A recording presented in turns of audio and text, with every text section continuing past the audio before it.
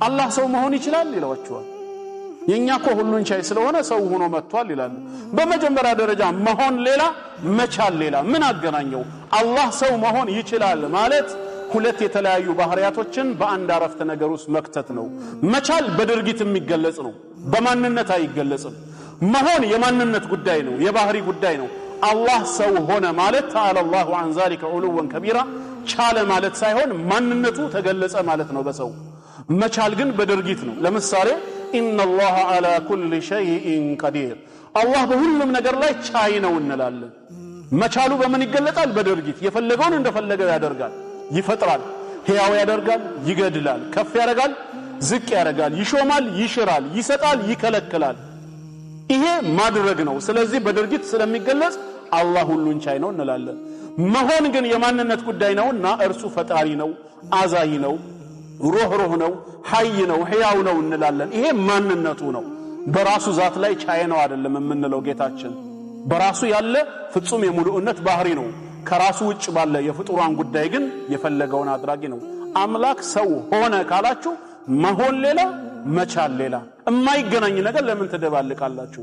እኛ አላህ ሰው አይደለም የምንለው ስላልሆነ ነው፣ ስላልቻለ አይደለም። ሁሉን ቻይ ነውና ሰው ሆነ የሚለውን ተቀበሉ ካላችሁን እንግዲያውስ ላም የሚያመልኩ ሰዎችም ፈጣሪ ሁሉን ይችላልና ሰው ብቻ ሳይሆን ላም ሆኖ መጥቷል ቢሏችሁስ ለቀበል ለምን ይከለክላችኋል? እንዴት አምላክ ላም ይሆናል ካላችሁ እንዴት ሰው ይሆናል?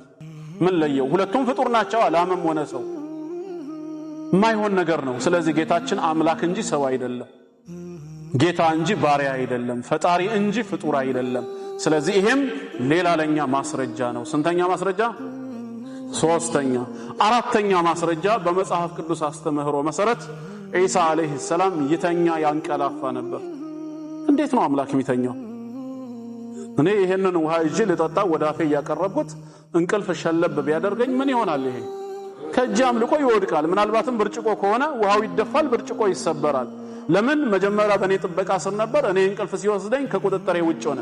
የሚጠብቀው ኃይል ስለሌለ ወደቀ፣ ውሃው ተደፋ፣ ብርጭቆ ምን ሆነ? ተሰበረ። ሰማይና ምድርንም እንደዚሁ ስንመለከተው በአላህ መለኮታዊ ጥበቃ ስር ነው ያለው። ሰማይን እኮ ቢገይሪ አመድን ተረውነሃ ብሏል። እምታዩት የሆነ ምሰሶ የለም ነው ያለው። አላህ በምሰሶ አላቆመውም። መሬትን ደግሞ ከታች በሬ አልተሸከመውም። በሬው የሆነ ቀን ሲያስነጥስ የመሬት መንቀጥቀጥ እንደሚባለው ማለት ነው። እንዲሁ አላህ ወሚን አያቲሂ አን ተቁመ ሰማዋቱ ወልአርዱ ቢአምሪሂ ነው ያለው። ከመለኮታዊ ትእዛዙ የተነሳ ሰማያትና ምድር ቀጥ ይላሉ፣ ይቆማሉ ነው። እነዚህን የሚጠብቅ አምላክ ለሴኮንድ እንኳን ተኛ ወይ አንገላጀ ቢባል ሰማያት በወደቁ ነበር። የዚህን መስጂድ እኮ ጣራውን እንኳን እንተማመነው። እያረጀ ሲመጣ አንድ ቀን እየሰገን እያለ ሊወድቅብን ይችላል ብለን እናሳድሰዋለን አይደለም እንዴ?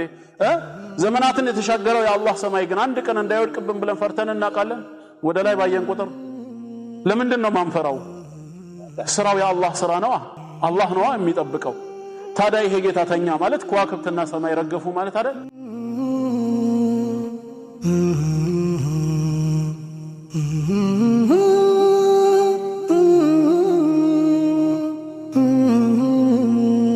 ጂን ሲባል ወይ በአማርኛ ትርጉሙ ጋኔል አጋንንት ተብሎ በጀምዕ የሚጠራው ምንድነው ሲባል አእምሮአችን ላይ ቶሎ የሚመጣው እርኩሳን መናፍስት የሚለው ነገር ነው። በፍጹም የስተት መታረም ያለበት ነው። እና ምን ይምጣ ከተባለ ሰው ሲባል ምንድነው ወደ አእምሮአችን የሚመጣው ነው?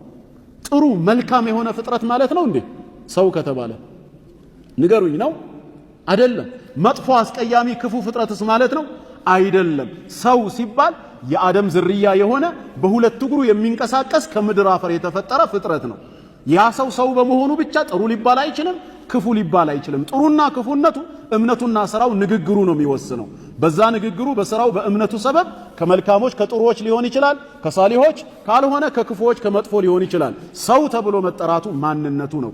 ጂኖችም ከእሳት ነበልባል የተጠሩት ጂን ወይም ጋኔል መባላቸው እርኩስ መሆናቸውን አያሳይም፣ ቅዱስ መሆናቸውንም አይገልጽም። ፍጥረታዊ ማንነታቸውን ነው የሚያሳየው። ጂን የሚለው ስያሜ ጀነ ከሚለው የአረብኛ ቃል ርቢ ሆኖ ነው የመጣው። ትርጉሙ ምንድነው ሲባል ጀነ ማለት ተሰወረ፣ ከእይታ ተደበቀ ማለት ነው። ጂኖች ይህን ስያሜ ያገኙት ክፉ ወይ ጥሩ ከመሆናቸው አንግል ሳይሆን ከአይነ ስጋችን የተሰወሩ የማይታዩ ረቂቅ ፍጥረት ከመሆናቸው አንጻር ነው ጂን የሚለውን ስም የወረሱት እንጂ እርኩስ መንፈስ ወይ ቅዱስ መንፈስ የሚለውን ለመግለጽ አይደለም። ያ እምነታቸውና ስራቸው ነው የሚመዝናቸው። ጂን የሚለው ስያሜ ግን ማንነታቸውን ገላጭ ነው። ጽንስ በእናታችን ማህፀን ውስጥ ከመወለዱ በፊት ለ9 ወር ያክል የተደበቀ ከእይታ የተሰወረ ስለሆነ በአረብኛ ስሙ ምንድነው የሚባለው? ጀኒን ተብሎ ይጠራል። ከዛው ጋር ረቢ ሆኖ ማለት ነው። ጋሻ ከጠላት እይታ ስለሚከለክለን የሚወረወረውን ነገር ደብቆ ስለሚመልስልን በአረብኛ ምን ይባላል? ጁና ተብሎ ይጠራል። እዛው ሰፈር ነው ስያሜው። ተመልከቱ። ጀነት አትክልታማ ስፍራ፣ መሬቷ በአትክልታማ ስፍራ የተሸፈነ በመሆኑ ጀና ተብላ ተጠራች። አትክልታማ ስፍራ ማለት ነው። ጂኖችም ጂን የሚለው ስያሜ የተሰጣቸው እርኩስ ስለሆኑ ወይ ቅዱስ ስለሆኑ ሳይሆን ከእይታ የተሰወሩ ፍጥረት መሆናቸውን መግለጫ ነው። እርኩስ መንፈስ ወይ ቅዱስ ሊያደርጋቸው የሚችለው ልክኛ ሰዎች ሰው ተብለን መጠራታችን ጥሩ ወይ መጥፎ መሆናችንን አይገልጽም። እምነታችን፣ ንግግራችን፣ ስራችን ሲመዘን ነው ወይ ከቅዱሳን ወይ ከእርኩሳን ማህበር ውስጥ የምንሰለፈው። ልክ እንደዛው ጂኖችም እንደኛው በጌታቸው አላህ ካመኑ፣ እሱን ብቻ ከተገዙ፣ በጌታቸው አምልኮ ካላጋሩ፣ ከኃጢአት ተግባር ከራቁ፣ ስሜት አሳስቷቸው ኃጢአት ላይ የወደቁ ጊዜ ደግሞ በተውበት ከተመለሱ ቅዱሳን ለመሆን ምን ይከለክላቸዋል? ምን ይከለክላቸዋል? ኢና ሰሚዕና ቁርአንን ዐጀባ የህዲ ኢለ ሩሽድ ፈአመና ቢህ ወለን ኑሽሪከ ቢረቢና አሐዳ ወአነሁ ተዓላ ጀዱ ረቢና መተኸዘ ሳሒበተን ወላ ወለዳ። ይህንን ማን ነበር ሲናገር የነበረው? ጅኖች አይደሉም እንዴ? ነቢያችን ሰለላሁ ዐለይሂ ወሰለም ሱረቱር ረህማንን ቀሩላቸው። የእሳቸው ተልእኮ ለሰው ብቻ ሳይሆን ለጅኖችም ጭምር ስለሆነ መልእክቱን አደረሱላቸው። ኢና ሰሚዕና ቁርአንን ዐጀባ፣ እጅግ አስደናቂ ማራኪ የሆነ የቁርአን መልእክትን ሰማን አሉ። የህዲ ኢለ ሩሽድ፣ ወደ ቅን ጎዳና የሚመራ የሆነ ስለሆነም ፈአመና ቢህ፣ በእርሱ የአላህ ቃልነት አምነናል። ከዚህ በኋላ ወለን ኑሽሪከ ቢረቢና አሐዳ፣ በጌታችን አምልኮ ማንንም አናጋራም፣ በተውሂድ እንጸናለን አሉ። ታዲያ ይሄ ነው እርኩስ የሚያሰኛቸው? እርኩሶች ናቸው እንዴ? ተናገሩ እንጂ። ስለዚህ ጂን ወይም ጋኔል ሲባል አጋንንት የሚለው ነገር ለመጥፎ ነገር መጠቀሙ ስህተት ነው። አጋንንት ተብሎ መጠራታቸው ጀምዕ ሲሆን ጋኔል ሲንጉላር ተርም ነው።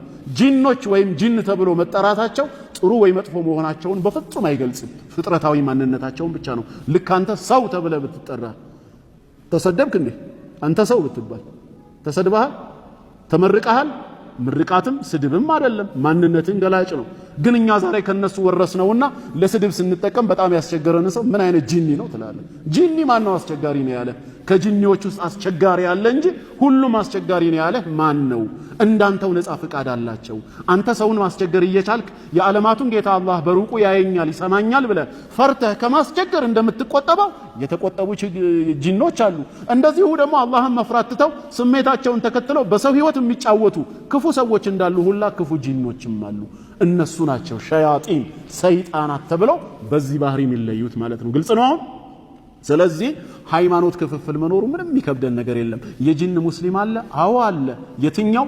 በጌታው ያመነ ከሞት በኋላ መቀስቀስ መኖሩን ያረጋገጠ አላህን በምድራዊ ህይወቱ የተገዛ ያመለከ ይሄ ሙስሊም ጂኒ ተብሎ ይጠራል። ግልጽ ነው።